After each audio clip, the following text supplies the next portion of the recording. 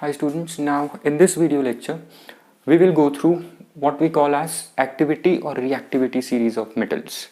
Now just concentrate on the part activity or reactivity, right? And in this series there is a list of metals that you see, right? And these metals are arranged based on their reactivity, right? And what is reactivity? When we talk about metals, what is reactivity for metals? Metals are reactive because they can lose their valence electrons, right, when they react with some other element or compound, right? And since, okay, one general thing that we already know, that when chemical reactions occur, it's only valence electrons that are involved in chemical reactions, right? Only outermost electrons of metals and non-metals are involved in chemical reactions, right? So when we talk about metals, the tendency of metals to lose outermost electrons determines their reactivity, right? And this activity series, in this activity series, metals are arranged based on their ability to lose valence electrons, right? And the metals in this series are, as you come down the series, the reactivity of metals decreases, right? This series is such that as you come down the series, the reactivity of metals is coming down, right? So which means potassium, which is at the top, is the most reactive metal, and gold, which is at the bottom, is the least reactive metal, right? So I'll just take down some points of this activity series. It's a series of metals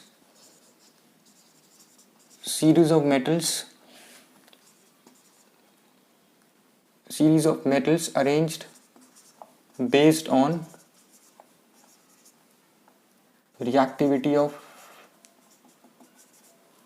metals. That's why we also call it as reactivity series, reactivity of metals. And reactivity of metals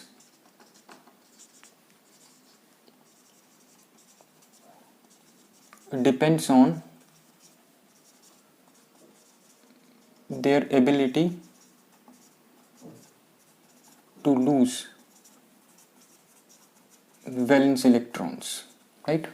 And the more easily metals can lose electrons, the more reactive they are, right? So the metal which is at the top, potassium, can easily lose electrons, right? So that is why it's most reactive metal. And if we talk about gold, gold is the least reactive metal because it does not easily lose its valence electrons, right?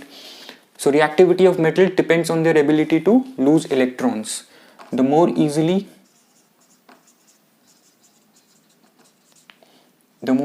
metals lose electrons,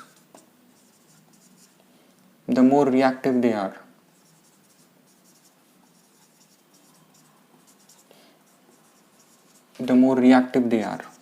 Right? Now,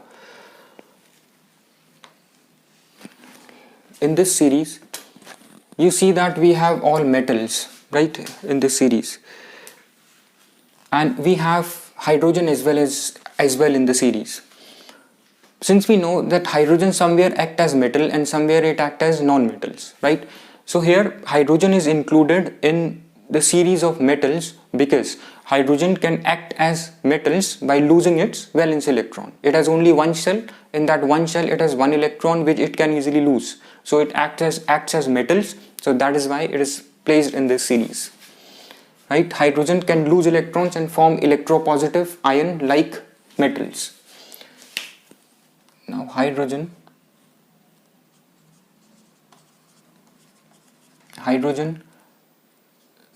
is placed in series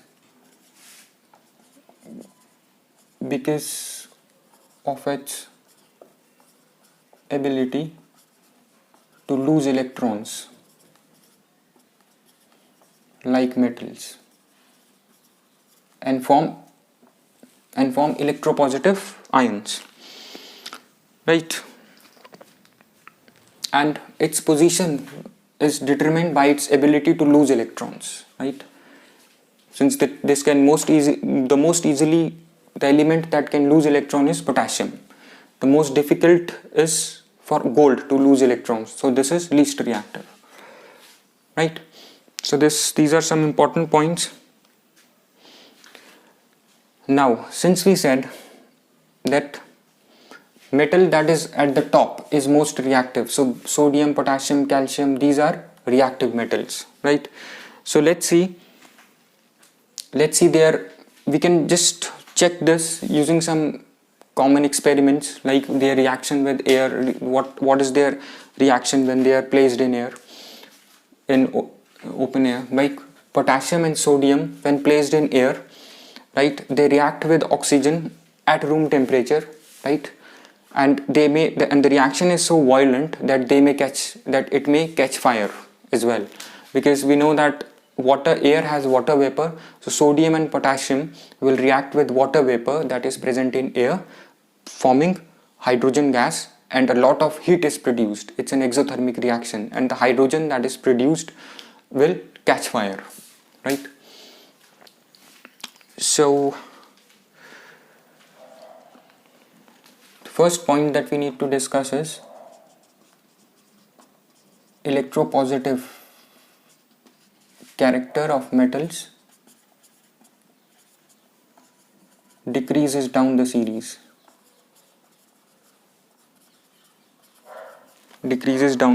How do we know this? Electropositive character means reactivity of the metals decreases down the series. If we talk about potassium and sodium, right, reacts with oxygen at normal temperature, right? This reacts with oxygen forming its superperoxide when oxygen is in limited supply, KO2, right? Similarly, so this is the most reactive metal, right? How? Because potassium reacts with oxygen at room temperature. So because it's a very reactive metal, it reacts with oxygen at room temperature. But if we come down the series, calcium, magnesium does not have any effect when they are in air, and when they are left open in air, they do not have any effect. They do not spontaneously react with oxygen, because like potassium, it will start itself reacting with oxygen at room temperature, right? And the reaction is very violent also, right? And potassium will also start reacting with water vapor that is present in air.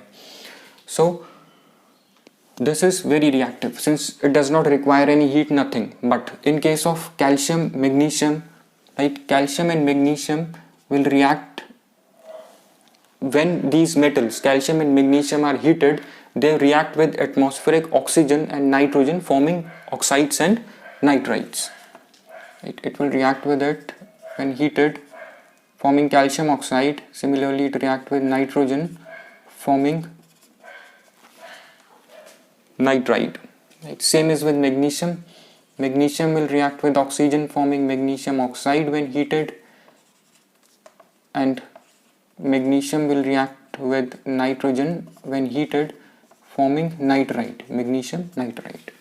So this proves that metal which is above in the series is more reactive compared to the metal which is below. How? Because these metals which are below required heating for reaction to occur with atmospheric oxygen, whereas potassium reacts at room temperature. So this proved that electropositive character decreases down the series, right? Now let's talk about its different the other properties of metals based on their ability to lose electrons, right? Since we know that metals can lose electrons, right? So they act as reducing agents.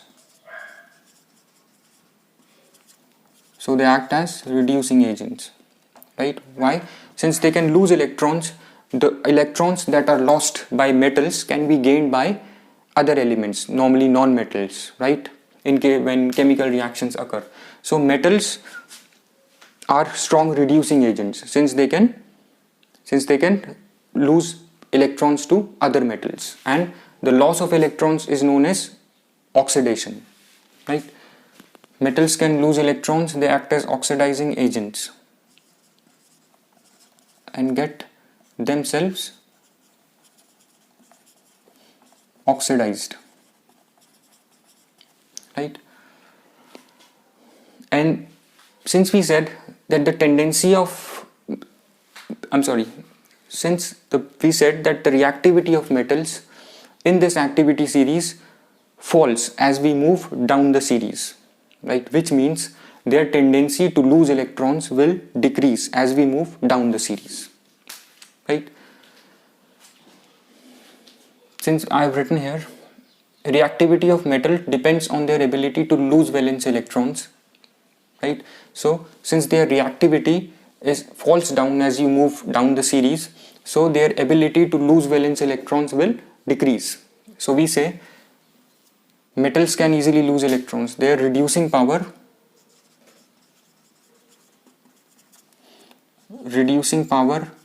decreases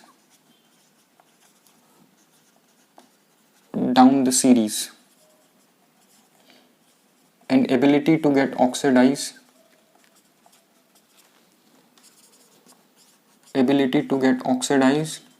also decreases down the series, right? So this is very important, right? Since metals are losing can lose electrons, which will determine their reactivity,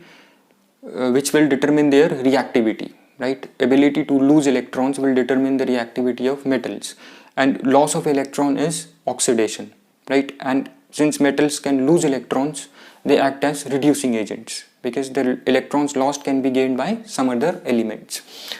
So as you move down the series, this ability to lose electrons decreases down the series. Since ability to lose electrons decreases down the series, their ability to get oxidized will also decrease, right? And their ability to reduce others, that is reducing power, will also decrease down the series. So potassium is the strongest reducing agent, and it can easily get oxidized because it can easily lose electrons. So this has the highest reducing power, and it can easily get oxidized. And if we talk about silver or gold, silver and gold, since they are down the series, that means they are least reactive, right? So their ability to lose electrons is minimum as per this series. So since their ability to lose electrons is minimum, that is the ability to get oxidized is also minimum, and their ability to reduce others, that is to act as reducing agents, is also minimum, right? So reducing power decreases down the series, and ability to get oxidized also decreases down the series. Now, ability to release hydrogen on reacting with water also decreases down the series, right? It is based on this explanation that we have just done. Ability of metals to reduce water, ability to reduce water to hydrogen gas also decreases down the series, right? We have some important reactions, right? When these metals react with water, right? If potassium will react with water, right, this is a very violent reaction, right? Potassium will react violently with water, forming KOH and hydrogen gas, right? This hydrogen gas will catch fire, and same is the case with sodium as well. Potassium or sodium react violently with water, right, producing hydrogen gas, and the reaction is so violent, and because a lot of heat is produced, that's why the reaction is violent. due to the heat produced, this hydrogen gas will catch fire, right? It will catch fire in air because of its inflammable, it's flammable gas. It can easily catch, this hydrogen can easily catch fire in air, right? So this hydrogen will catch fire. So that is why, since potassium, if you place, now this is important, this is same for sodium and potassium. If you place potassium in air, we know that air has water vapor, this, right? So what potassium does, potassium, since it's the most reactive metal, potassium will react with water vapor that is present in air, right? And will undergo this reaction, right? Wherein hydrogen that is formed will catch fire. So in general we say potassium when placed in air will catch fire, right? So potassium should never be placed in air, right? Its direct contact with air should be prevented. So what we do is, that's why potassium is placed under kerosene oil. Sodium and potassium both are kept under kerosene oil. Why? So that they may not come in direct contact with air and undergo this reaction, and finally will catch fire if they undergo reaction with water vapor, right? Sodium and potassium is placed under kerosene oil to prevent their direct contact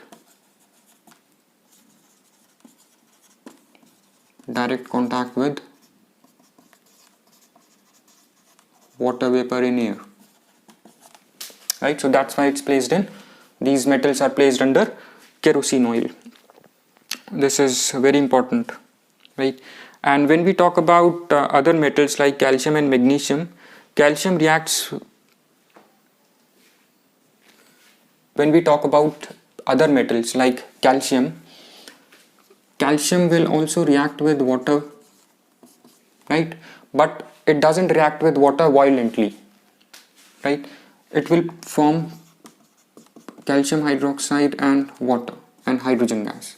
But the hydrogen gas produced does not catch fire like in case of sodium, right? So this reaction also form. And what about magnesium? Magnesium will react with water only when heated, right? Magnesium, if magnesium reacts with very slowly with water, right, and will react vigorously when heated, right? Magnesium, it reacts differently. When magnesium is reacted with heated water, it will react vigorously, right? And with steam it will catch fire, right? Magnesium will catch fire with steam, forming magnesium oxide plus hydrogen.